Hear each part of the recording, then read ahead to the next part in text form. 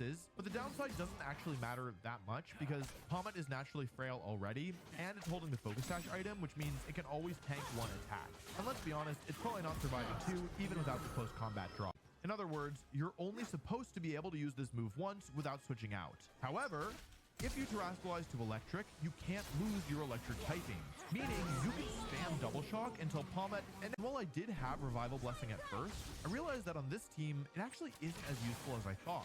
Revival Blessing is a really good move when you're already ahead, but it's often not as impactful when you're behind. I also don't have that many high priority targets to revive.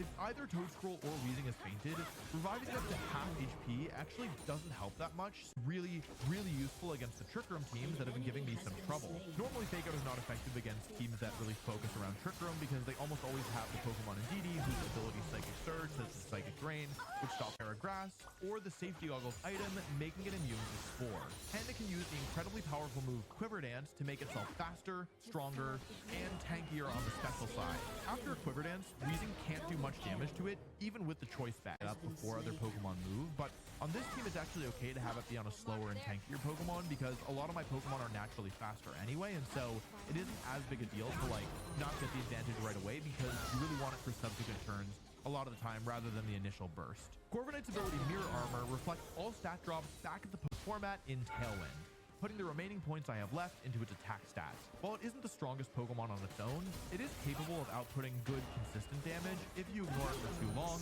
thanks to the high base power of Brave Bird. At this point, my team is starting to look pretty evil, so I decided to add the most evil Pokemon that I know of, Incineroar.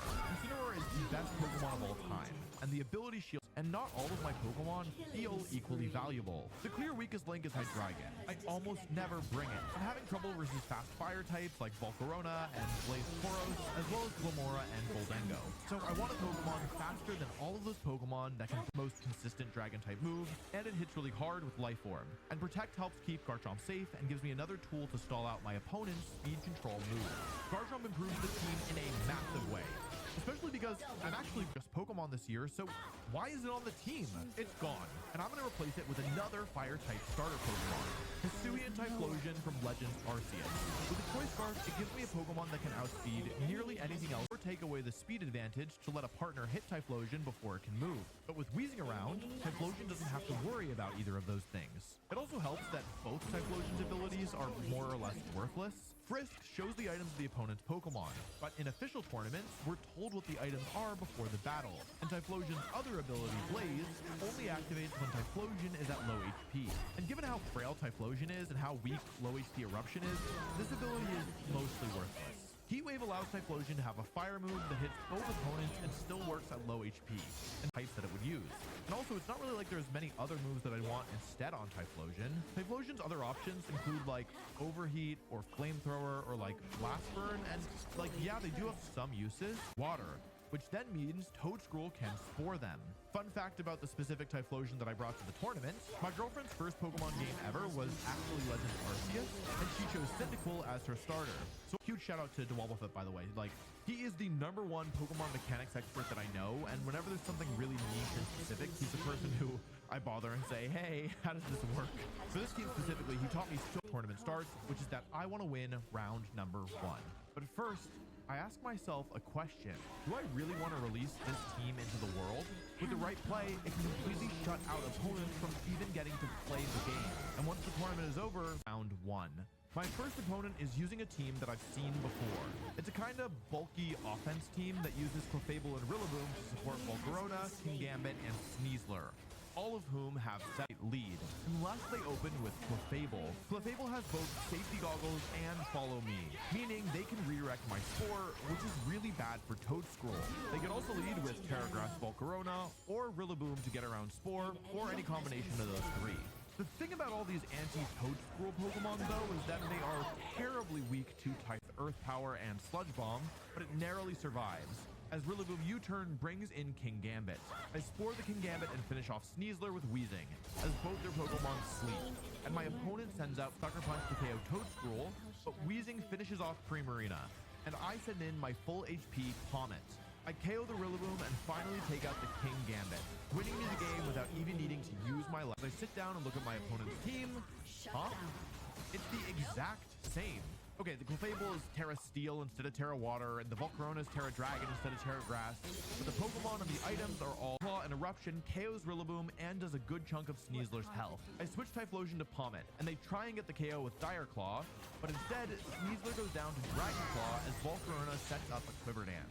My first opponent, they switched to the Sneasler and Rillaboom lead. Now, I realized that even though when I was in this position round 1, I used Sludge Bomb, that actually was a bit of a risk because if Kingambit hits it in, I won't be able to do any damage to it. So I changed my play. I try and realize their Primarina has no chance of beating my full HP Comet. 2 wins, 0 losses. Even though Toadscroll was a little bit less oppressive that game, it still did its job of forcing my opponent out of position and creating space for Weezing to do the damage. Spore is the best way of disabling my opponent, but if they're switching and protecting to try and escape the Toad, they're not doing anything to stop Weezing from chipping away at all their Pokemon. Sometimes, the threat of being put to sleep has the same outcome as actually putting a Pokemon to sleep. In the third round, I'm paired against a new team, though there are some familiar faces. This team also has Primarina, Volcarona, and Rillaboom, but it also has Goldengo, Tyranitar, and Salamence. Unlike the last 2 Volcarona, this one has the Safety Goggles item, making Toadscroll Weezing extremely Weezing. I'm expecting my opponent to lead with something that's just not very well equipped to handle Typhlosion. They lead with Volcarona and Choice Specs Terra Steel Goldengo. This is an abysmal matchup against Typhlosion. Terastallizing into a type that you already have gives you a damage boost. In Pommet's case, it takes my electric moves from being 50% stronger to 100% stronger. However, if I use Double Shock before Terastallizing, Pommet will lose its electric typing and become a pure fighting type. If I then Terastallize into Electric, Pommet will be treated as if it were a fighting type that Terastallized into Electric, rather than a fighting and electric type that Terastallized into Electric. What this means is that if I use Double Shock and then Terastallize, future Double Shocks are only as strong as regular, non-Terastallized Double Shocks.